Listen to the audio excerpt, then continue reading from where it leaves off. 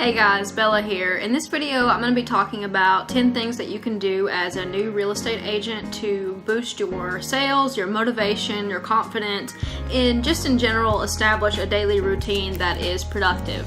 So the number one thing is come into the office.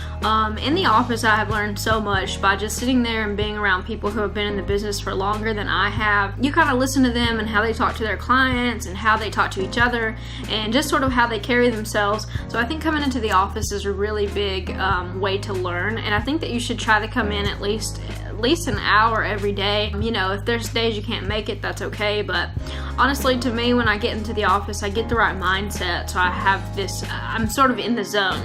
So number two is make cold calls. This cannot be avoided in the real estate business, unfortunately. You're gonna have to talk to people on the phone. Whether you do it, whether you hire somebody to do it, eventually they're gonna wanna talk to you if you're gonna be their real estate agent. The cold calling is very it was hard for me to get into it at first, and now I'm starting to get better at it, so I'm not as nervous when I dial out, and it's just not as big of a deal. But if you make cold calls every day, you're gonna start getting more immune to the negative responses, and so you're not gonna worry as much about that. So number three is study scripts. The more you know your scripts and the more you know what to say, then the less, you're gonna feel uneasy when you get on the phone. So if you can study a script and kind of memorize it, a lot of scripts you can skip around in, especially if the buyer, kind of trails the conversation a different way, or the seller trails the conversation a different way. You can kind of pick up with parts of the script that are relevant. Number four is to build your database. So you need to have some kind of way that you're keeping up with your customers. I personally just use an Excel spreadsheet because I like to build my own, specs, and I have all the information in where you can get the names, the phone number, email, their current address, the address of any properties that they own, as well as I make columns for point of contact. So I put contact number 1, number 2, number 3, all the way through point of contact number 10. And what I'm doing is I want to keep touching this person. Essentially, you want to keep sending out mail, putting phone calls, and just basically getting in front of them every couple of days if they're a motivated seller, or every couple of weeks if they are going to be buying in the next year, because you want them to remember who you are. So build that database up to kind of have a list of clients. Number 5 is to send handwritten cards. I started by sending cards to everybody in my personal sphere of influence, and I went out from there and I would start sending cards to the people that I had talked to on the phone. So if I had had a really good conversation with someone, say we stayed on the phone 10 or 15 minutes, I would make sure to send them a card so that they would remember me. And again, I'll always try to say my name at the end of the phone conversation. I'll be like, again, I'm Bella, I work with Coldwell Banker, so that they kind of get me in their head, because a lot of times I've been on the phone with people and they've said, well, I talked to an agent, but I can't remember what their name was, and you're just like, oh my gosh, I hope that is not what they're saying about me. So sort of make sure that they remember you, and I'll send the handwritten card, but I'll also put in my business card in that. So you can send out 5 handwritten cards a day, no problem. And that would be a lot of contacts, 5 a day for 5 days a week even. That's 25 cards going out every week. So that's just people that you could be in touch with. It shows that you are, taking that extra time and care, that a lot of agents just don't have time to do that. So you're kind of setting yourself apart. Number 6 is to plan your social media strategy. This is something that social media is, you can make your own video about social media marketing for real estate on Facebook, on Instagram, Craigslist, Facebook Marketplace, but the biggest thing is to be consistent with whatever you do. So if you decide that you're gonna go into Facebook and you're gonna go hard and you're gonna run Facebook ads and you're gonna do targeting and you're gonna make a post every day, then actually plan that out. Because what I've found is the easiest thing to do is to just make all the posts and then schedule them, so that Facebook will let the posts come out whenever you want. So if you wanted to batch upload all the posts, you can just do it that way, and you don't have to stress out so much about, oh, I gotta make my post today, or what's the best time to post, or I need to wait until later to post it. So if you plan that social media strategy out ahead of time, it'll be a lot less stressful. And I personally think that in my business, social media is really, really important, because I've gotten a lot of contacts and people have actually seen things that I posted and asked me to go show them my house from that post. So it's definitely useful, and I don't even have a lot of likes on my Facebook page yet because it's only a few weeks old. I think I've got 180 for like, I guess, subscribers or followers or whatever you want to call it. The important thing is that you have something for them to come see, so when somebody does look you up, that there's actually something there. So number 7, this is going to be a big one. Show houses. Actually go and show a house, because I cannot tell you how awkward it is to show a house for like the first couple of times. You need to practice, you really do. And the biggest thing is when you go to show the house, you need to know more about that house than the person you're showing it to. Otherwise, why are they even asking you to show them the house? You know, you could just open the door and let them go in. So when I show a house, I like to bring a printout of the MLS data and all the information for the buyer. I like to give them a copy of that with my business card attached. I also like to know, you know, the square footage, how many bedrooms, how many bathrooms. I mean, you don't have to go overboard, like you don't have to know this house, you know, inside and out, but you should know like the features of it and any important details.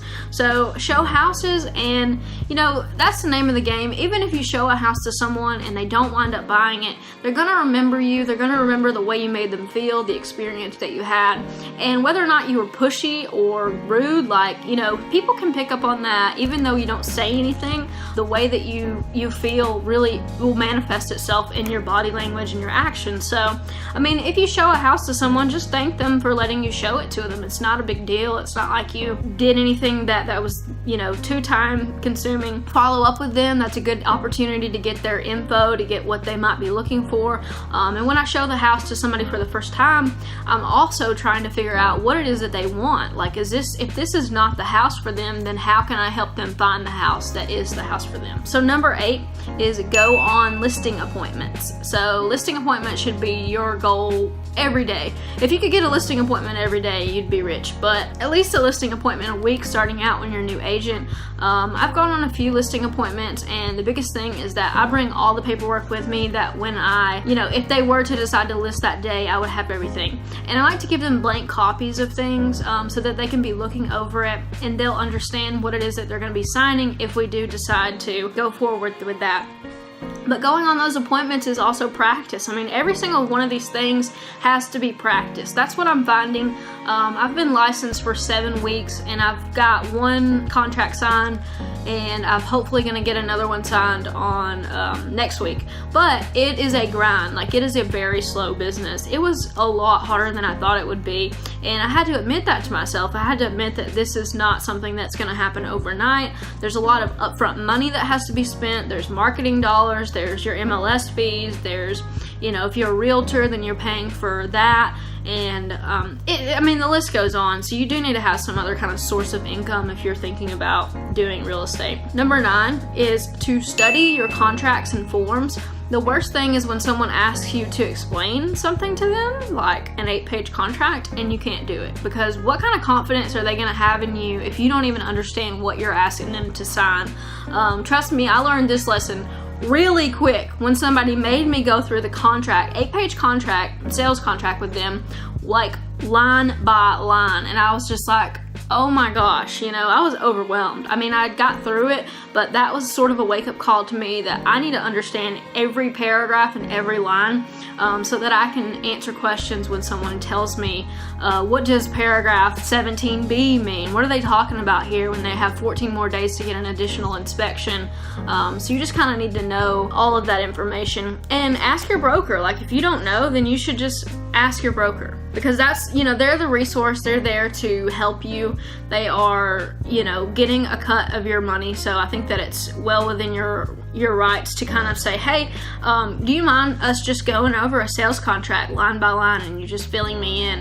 And that's something that my broker sat me down and did, and I will be forever grateful to him, because we went over that before I got asked that question by the seller. So that is, you know, that's pretty important that you study those contracts, because there's other forms too. Like for us, we have a lead-based paint disclosure form. What if somebody's like, what is this? I'm not signing this. There's no lead paint in my house. And you have to kind of figure out a way to say, you know, if the house is built before this year, then there might be lead paint, so you just have to sign this anyways. Like, and then there's forms such as, like if you're doing a transaction brokerage, you kind of need to explain the difference in being a transaction broker and being a, you know, an agent, because you're really just doing paperwork and helping them with the transaction part if you're a transaction broker. Number 10, the last thing, probably to me, one of the most important things besides cold calling. Number 10 is research. So podcasts, YouTube videos, if you can get a coach, have a mentor, have somebody to shadow, anything that will help you build yourself up mentally, because the biggest thing is the more information that we have, the more that we can use when we need to talk to somebody to make ourselves sound knowledgeable and like we know what we're talking about when we talk about real estate. Because if you are on a listing appointment and somebody asks you a question and you can't answer it, that looks bad. They're not going to have a lot of confidence in you, especially if you're asking, well, how much is, you know, my closing cost going to be? You need to have in your head a pretty good answer of what their closing cost is going to be. You need to figure all that stuff out beforehand. And what research does is it kind of builds your confidence. The biggest thing is, like for me, like today, I needed to learn how to run a comp for something where it was out in a rural area and it was really far away from everything else. And I was having trouble finding any comps for this house because it was so unique. And I just went into my broker's office and asked him, you know, how would you determine a price for this? Like, how do you even know how to price this when there's nothing like it around it? And he just told me, you know, what he usually does. And so I think that this whole research process, this is how you grow your knowledge base, and this is how you kind of become a better agent. And it ties into all of this. So let's go through it one more time, each one. Number 1, come into the office. Number 2, make cold calls.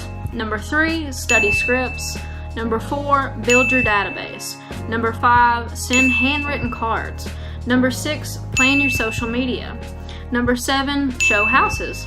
Number 8, go on listing appointments. Number 9, study contracts and forms. Number 10, research. So these are 10 things that you as a new agent, or even if you're not a new agent, if you're just an agent who needs another motivation boost, these are 10 things that you can do that are not hard to do. I'm pretty sure I did like 6 or 7 of these things today. So it's really not a big deal, but you just need to sit down and make a plan for your day and having a schedule. Pretty much every night before I go to sleep, I plan what's got to happen the next day. So if there's fires that need to be put out, I will put out those fires.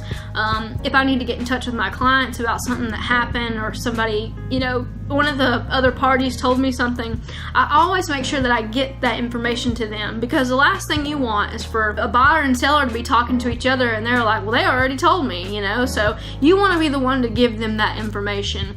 You kind of want to be the communicator for them and the negotiator for them. So hopefully this video helped you a little bit. I know that I'm still a new agent, but I've learned like so much in the last 7 weeks of being licensed, and I think that this is really going to be something that this information is going to stay with me for the rest of my life, and I feel like it'll stay within my family.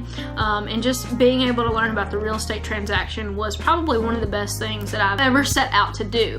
When I first started this, I was very unsure of how everything worked. And as each day goes by, I do realize like how much I really do know. There's a lot of information and it can be overwhelming, but when you talk to a buyer or seller and you start to realize that you have answers to the questions that they have, then you will start to feel more confident in your abilities. So yeah, guys, thanks so much for watching and good luck.